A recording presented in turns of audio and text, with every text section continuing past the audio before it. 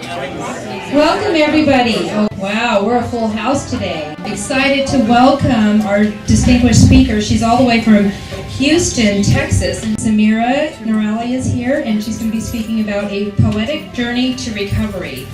And I'd like to take the opportunity now to, of course, thank our sponsors and invite Yvette Patterson up here from Sovereign Health. She's sponsoring the lunch.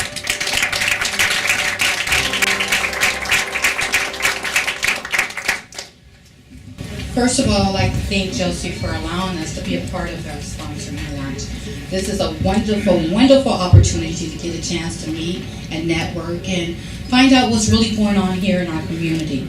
Sovereign Health is new to the desert. We have several different locations. We have an adolescent program that is in San Diego. We're treating dual diagnosis and mental health. And what is exciting to me about Sovereign Health is the mental health component. Here in the Inland Empire, in the desert, in Riverside County, in San Bernardino, there is no treatment that is licensed for mental health. So when it comes down to that aspect, that gets exciting to me, to get out and talk about and to network that part of Sovereign Health. We also do a brain restoration where we're putting enzymes back into your body, the B12s, and natural enzymes through an IV. We do several different detoxes. I won't go on and take the show, but I want to say thank you, and I want to say thank you to Josie for allowing us to be a part of it. I'm going to tell you a little bit about Samira Noorali, whom I've had the pleasure of getting to know over the last month or so. We've been roommates in a few hotels. Wait, I don't know how that sounded. Details. Leave you guessing. Engaging in the creative process is more than just self-expression. It's an opportunity for recovery, self-discovery, and inner revolution. Samira will be using a Jungian lens to discuss how those in recovery can use poetry, writing, and other artistic modalities to become empowered and spiritually awakened. Samira Noorali, J.D., is a published poet, musician, and playwright, in addition to being the creative editor of recoveryview.com.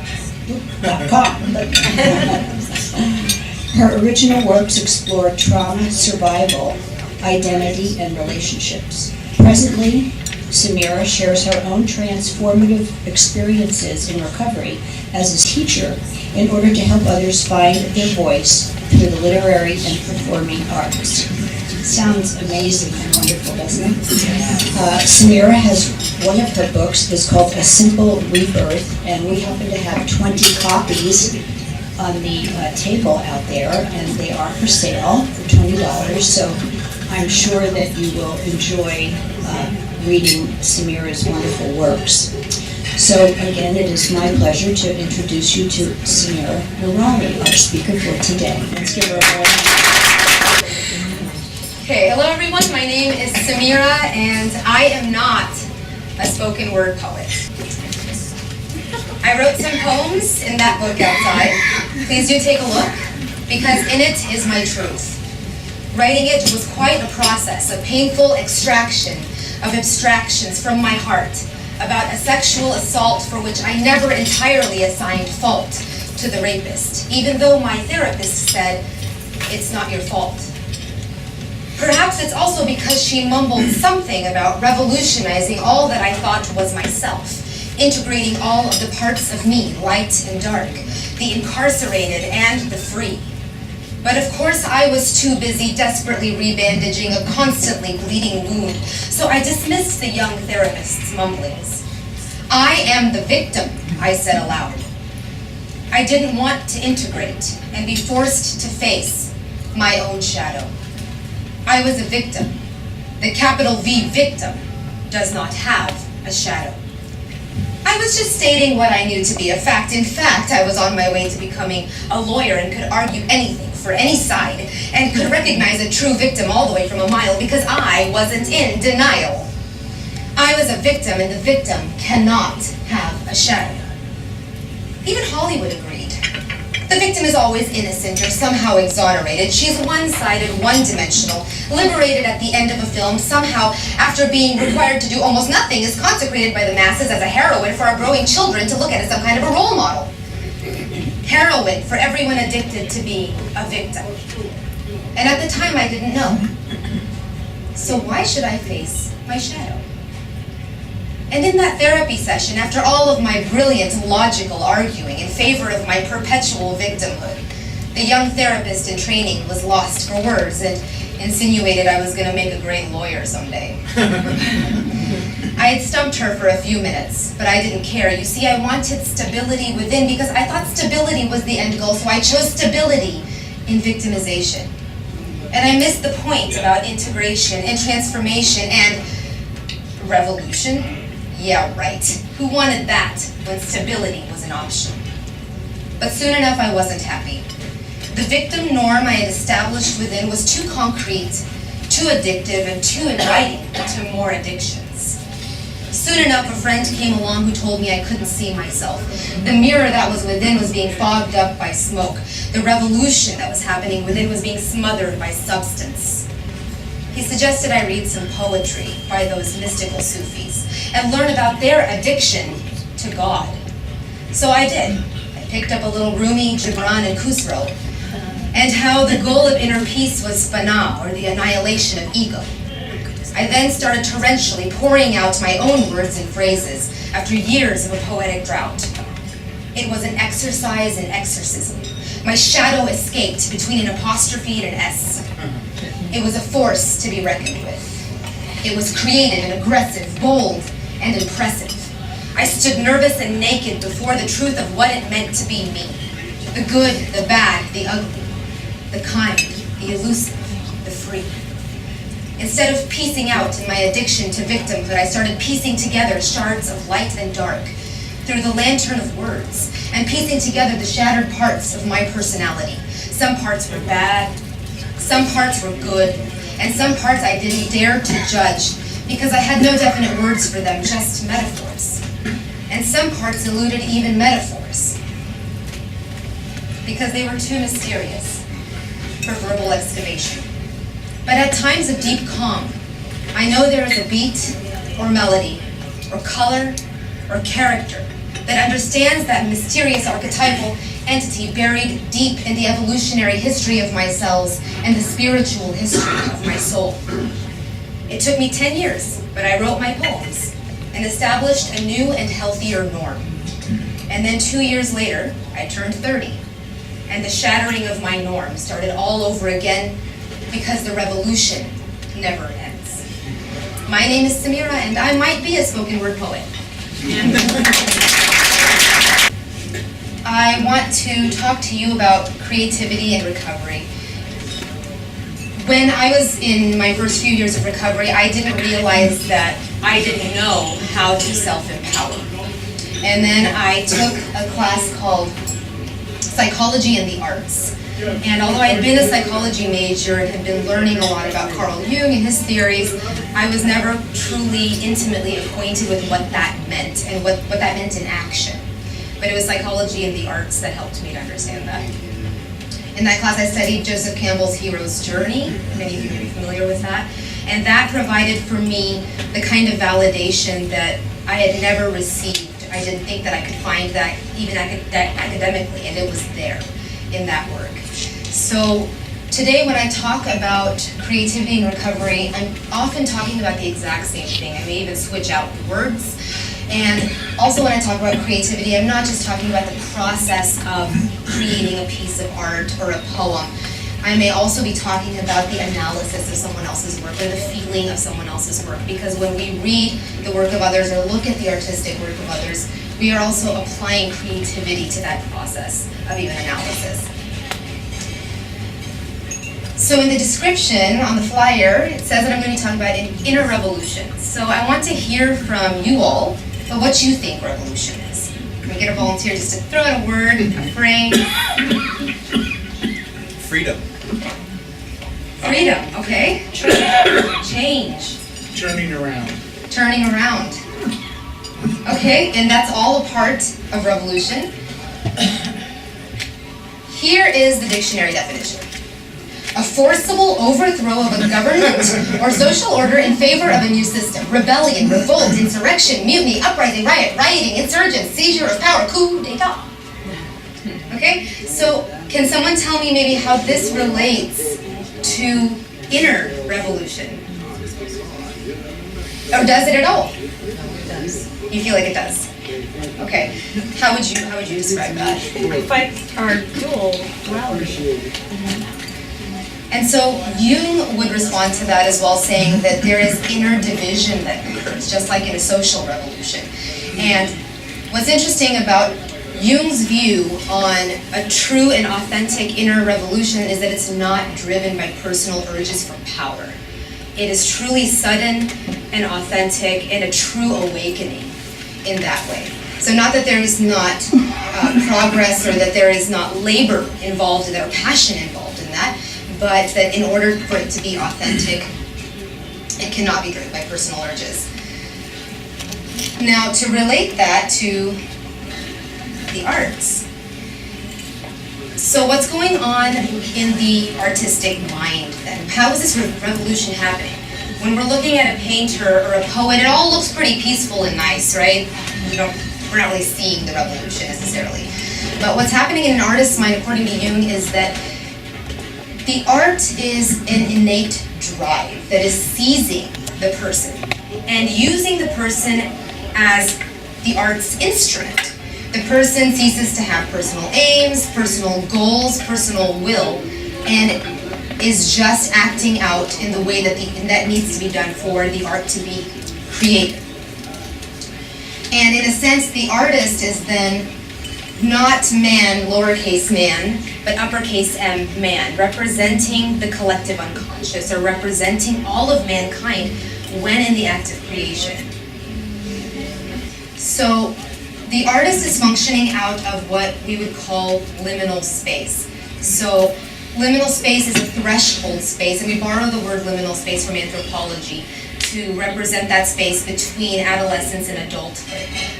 That it's a rite of passage, essentially, where one goes through the liminal space to become an adult. And so it's in a similar space where an artist is functioning out of. And I just want to clarify that when I'm talking about an artist, I'm not talking about the profession of being an artist. A person who is acting in terms of making art, that person is an artist. So they're functioning out of this threshold space. And they have access to what is being housed in the unconscious mind. So what is in the unconscious mind? Does anyone want to throw anything out? Would it be I'm not good enough? Would that be in the unconscious mind? Trauma. Sure, Yeah. traumas. How about archetypes? Archetypes are being housed down there, and how important are archetypes, right? The original models, the symbols that people would have understood 6,000, 10,000 years ago, and they still understand exactly what that means today. When you mention an archetype, you mention a mother, a father, you tell a story about a hero and a villain, they know exactly what you're talking about, right? So the archetypes are down in that space. Artists in these theories are said to have special access to that space and to that substratum of the mind that houses the archetypes. And they have the ability to pull those archetypes and code them to where everyone can experience them in their conscious minds. So that coding then becomes available to an audience. An audience then is able to reach down there as well, into this collective unconscious space. And they get to also experience all of this special knowledge. So before I get into this, the prerequisites for a revolution is where we're going next. I'd like to talk a little bit about art and its use in therapy and that kind of thing. When we talk about the creation of art, we're usually looking at it in terms of self-expressive art, right? We're trying to express our feelings, perhaps. I'm going to call that lowercase s self-expression, right? Oftentimes, the art that we're creating for someone else to see is going to be for self-aggrandizement, or it's going to be somehow alleviating the feelings of the ego. But when we're talking about the arts in the way that Carl Jung might have talked about the arts, we're talking about maybe capital S self-expression. So this is expression of true self, so non-self-aggrandizement in this art. So what are the prerequisites for a revolution? Anybody have any thoughts? Unrest. Okay, unrest, discomfort. Yeah. Change, pain. Identify the problem or the issue. Okay. All right. I think all of those are absolutely correct, and they probably fit into these here. Conflict, passion, and destruction. Okay. So revolution is a pretty big deal. It's not a little change here and there. It's a really big deal. It's an intense transformation of a current structure, and perhaps a destruction of the current structure. So in terms of conflict, what kind of conflict might someone be dealing with when they're creating art? Whether it's a past trauma or anything like that, what kind of conflict might that be when they're creating true art and when we're facilitating an environment where true art can be created? Paradox. Paradox, yeah. Disturbance, yeah. Isn't some of it unconscious? Absolutely. Could it be emotions? Absolutely, yes. So emotions, and that might even be on the personal level versus the collective level, right? Perhaps the lowercase s that I use to describe egoistic creation of art versus creation of something that expresses true self, right? So there's all this sort of conflict there. Passion as well. So I wanted to give you a dictionary definition of passion. So there it is. Powerful emotions such as love, joy, hatred, or anger, an abandoned display of emotion. The synonyms are fervor, fire, zeal, ardor, and then the final one, the sufferings of Jesus in the period following the Last Supper, including the crucifixion, martyrdom. So again, we're not talking about little changes. These are huge changes when we're talking about inner revolution. And then finally, we have the destruction, which is the shattering, right, of the existing structure, and inviting then the product of the revolution, which would be the new structure that's in place, right? And so if a person's dealing with issues with identity, or with identifying with the trauma, that kind of thing, identifying with an addiction, the shattering would have to happen through the conflict and then the passion. And then the product that would emerge is perhaps a new identity.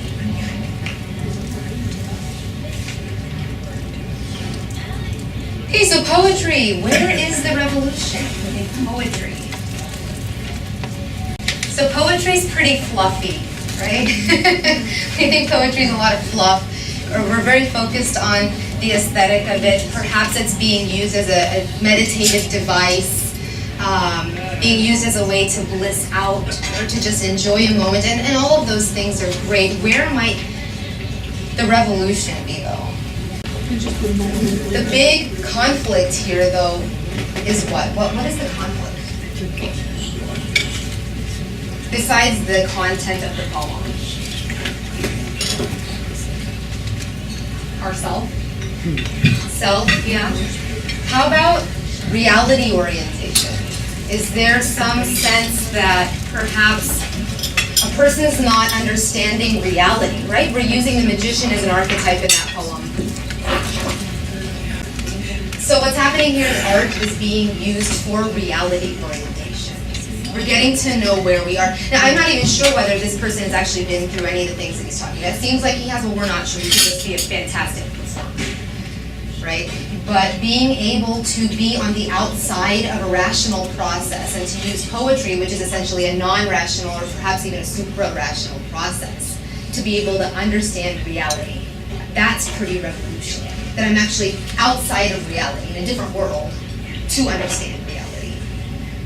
And then also another aspect of this is when a person is engaged in writing poetry, whether it's for therapeutic purposes or even just to produce a fantastic piece of work, right, a fantastic piece of art, the ego cannot be involved. I don't know if you can see here, but the ego seemed entirely removed, right? The ego was just not even involved. The person was able to either see himself in his process or this particular process from somewhere else. What is the difference between poetic recitation or something deliberate and just talking? You know, I know there's a lot of therapists in the room, and so how might this be different? What could you take away from this, or what's different about this and talking? Having someone talk something out in therapy. It's a narrative. It's a narrative, okay. Anything else? You know, in therapy, someone would say, "Oh, I am feeling this," but in poetry, you are actually feeling it, rather okay. than saying, "I am feeling So it's this." experiencing versus reflecting, okay? Experience. I think a poet is allowed freedom to throw word associations around without being connected and allow imagination to really flourish. Whereas I think in a therapeutic session or counseling session, we want to have some sense of sense that there's some logic or something. I think the poet doesn't have to be bound by that. Absolutely. Okay, so yeah, that's exactly what I was getting at. A person might talk and talk and talk and talk and talk in therapy, and then at the end of it, feel even worse than when they started because the thing that they were trying to say was outside of the rational lingual process, right? So language can only do so much. What makes poetry a little bit separate and different from that type of rational lingual process is the fact that poetry is musical. Poetry is not defined by these very structured rules like other types of writing might be. Grammar is oppressive. I agree. Okay, so I thought to myself, who or what group or what tradition or practice seems to bring in all of these things that I like to talk about. So sort of the psychological angle, the spiritual angle on recovery, the arts. Who brings all of that in? And it seems like Sufist orders and Sufist practices bring that in. For whoever's not familiar with Sufism, it is essentially Islamic mysticism. There are many Sufis today who don't practice Islam, but call themselves Sufis, when most will probably align themselves with some sort of Islamic Sufi order. Another thing that's really important about the Sufis is that they are self-proclaimed addicts. They are addicts of God, as they would say, but they're also addicts of ego. They're trying to overcome the addiction to their own ego. That's a part of their religious and spiritual practice. They're in recovery forever, trying to get over the addiction to ego. And they're also trying to get over, trying to become addicted to God. So that addiction then substitutes the addiction to ego. They're also very interesting because they're poets, and that's how they present their theory. Right, the theory of their faith or the theory of what's happening within, it all comes out generally with poetry and music, and even in some Sufist orders it comes out in dance. So I thought they'd be an interesting group to discuss. So here's an example of how poetry brings out non-rational theory. So this is by Al-Hallaj. I am he whom I love, and he whom I love is I. We are two spirits dwelling in one body. If you see me, you see him. And if you see him, you see us both. So poetry again is unrestricting. Theory is able to come out in this way. And just to give you a little bit more background on the Sufist orders and how their journey is, they feel that they are moving along certain spiritual stations. And the work that they're doing on the outside to try and remove ego, for example, submitting themselves to an authority of a Sufi sheikh, that kind of thing, or a Sufi leader, that helps them to remove ego and transform the ego. So they go through three phases then with the ego: the commanding self, the blaming self, the soul at peace, and then the ultimate goal is, like I mentioned in my spoken word piece, fana, or the annihilation of the ego. So again, here is this notion of revolution, destruction. Here is where that's happening. That's actually the goal, is destruction. And then there is, for the Sufis, the annihilation in God. That is another higher step. And then what's left at the end of the day, that one might call the authentic self, that might be the rest. And how do they do it? Zikr, which is remembrance, chanting. That's a poetic device that they use, chanting the names of God. Sama, which means listening, and it usually involves either a formal or informal concert of music and dance. And Qawwali, which is in Islamic tradition in South Asia, is poetic recitation, but what it is it's actually singing. And then Wajd, which means finding ecstasy. There's many practices involved in that as well.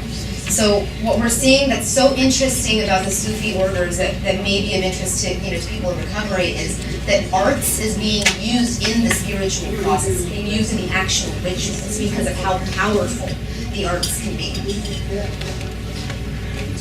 So here's an example of what a Sufi ritual would look like, and you can see how the arts are being brought into it to help, again, this recovery from addiction to ego. So the reason I showed you that is so that you can kind of just see how arts has been incorporated into this daily recovery process that the Sufists are going through, that they've adopted as a part of their daily lives.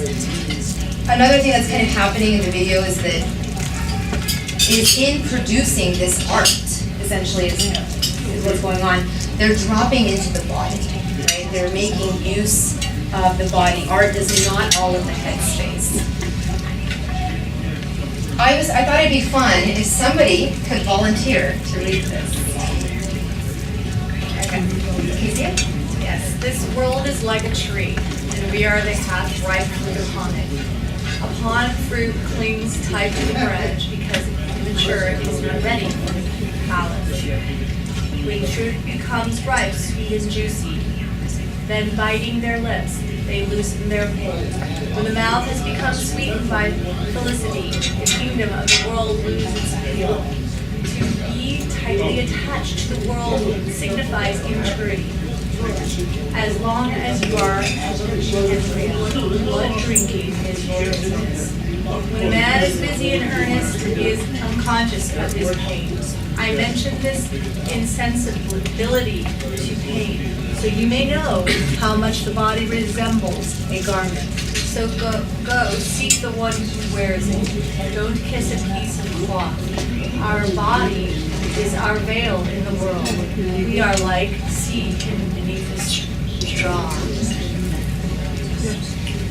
Did anyone have any thoughts on that? Or move on? Okay, so the reason I put this one up here is again for the idea of dropping into the body to produce work. So what we have here is, did anyone taste this fruit?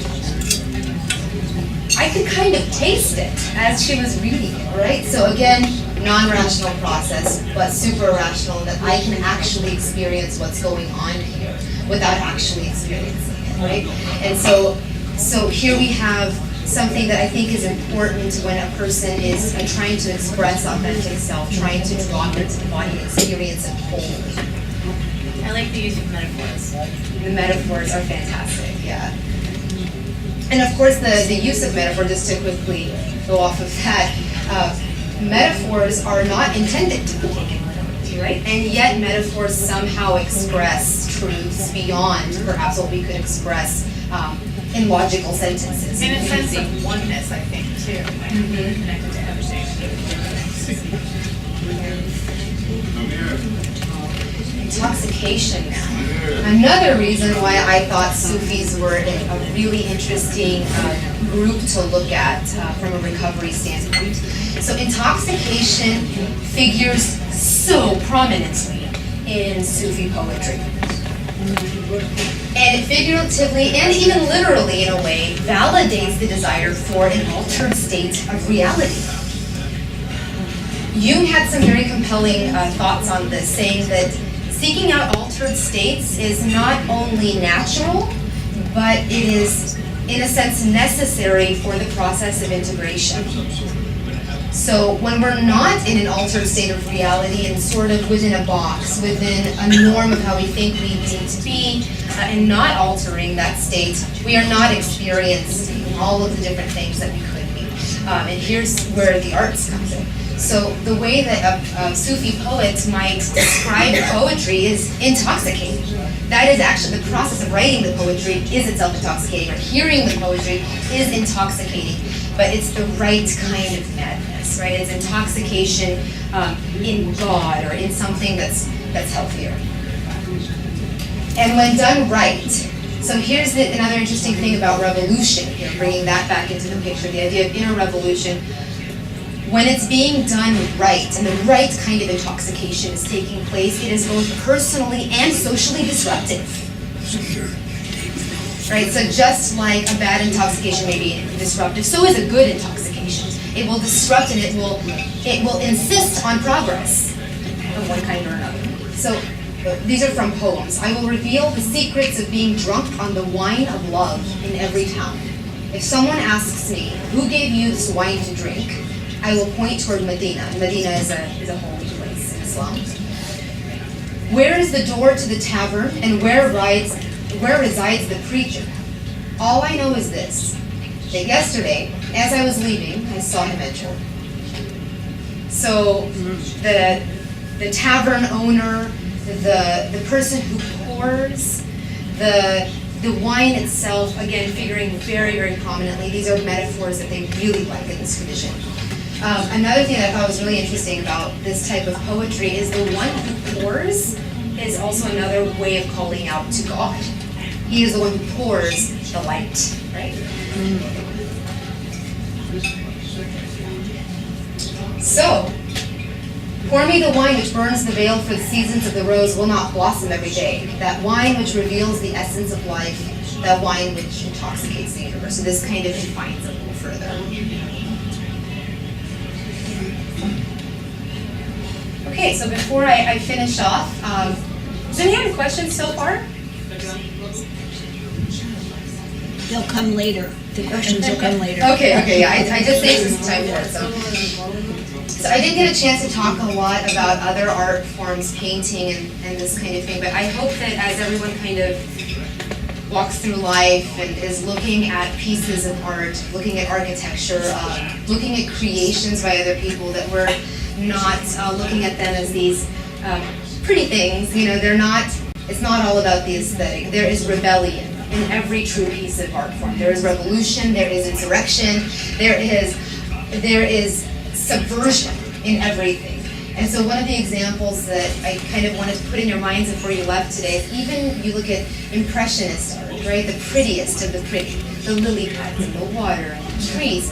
I hope that everyone's seeing how that is in and of itself very revolutionary. The way the brush strokes were so revolutionary. They were used to a certain kind of smoothness of, the classical art that came before that. They came in with these cocky, revolutionary brush strokes, right? There were people making images of things that perhaps their religions or their backgrounds prevented them from creating those paintings. So I hope that everyone's taking a look at that, because art, if it's truly innovative and honest, it is revolutionary and also contains the keys for inner revolution, for that decoding process to happen for the audience. So the arts are very, very revealing for me, and I feel like if we stop separating the arts from the rest of our lives as some separate hobby sort of thing that's on the side, I think if we stop doing that, we'll have the mirror. All right.